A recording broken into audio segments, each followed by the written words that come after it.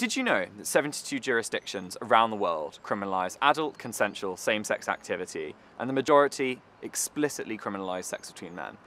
Almost half of those jurisdictions are within the Commonwealth. The case was QT against the Director of Immigration of Hong Kong. It was a pro bono project relating to a legal challenge by a same-sex spouse in Hong Kong against the Director of Immigration. For background, QT was a British national, and in 2011 she entered into a same-sex civil partnership with her partner, SS, in England. Later that year, the couple moved to Hong Kong, where SS had an employment visa.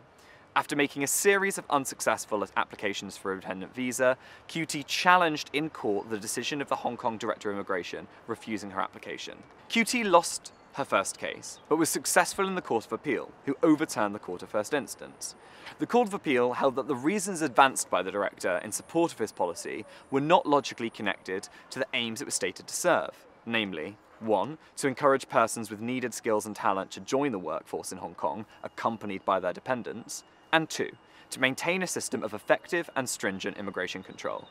I worked closely with other lawyers both inside the Hong Kong office and from other firms across Hong Kong to draft our application in support of QT. We argued that the policy affected our ability as multinational organisations to recruit the best LGBT talent to work in Hong Kong. Following QT's success in the Court of Appeal, the Director of Immigration appealed that decision to the Court of Final Appeal, Hong Kong's equivalent of our Supreme Court. But QT was successful in the Court of Final Appeal, and the Director's appeal was dismissed.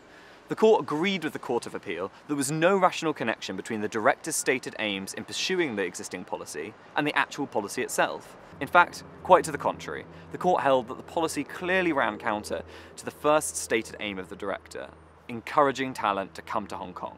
As that talent could clearly be homosexual, just as it could be heterosexual.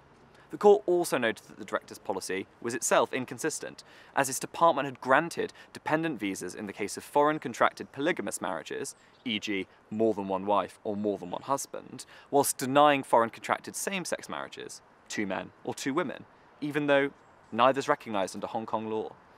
The judges in the final Court of Appeal did pick up on some of the reasoning that we raised in their final judgment, so whilst we may not have been there on the day, we were clearly present in their minds. I was incredibly proud to be involved in this case, both personally and on behalf of Herbert Smith Freehills. Human rights are not something that we can be complacent about. We have an obligation, each and every one of us, to not only defend the rights that we already have, but champion and push minorities' rights forward, and the LGBT community is absolutely no different. Whilst you may not think that this is your fight, it's everyone's fight, because one person's human rights are all of our human rights.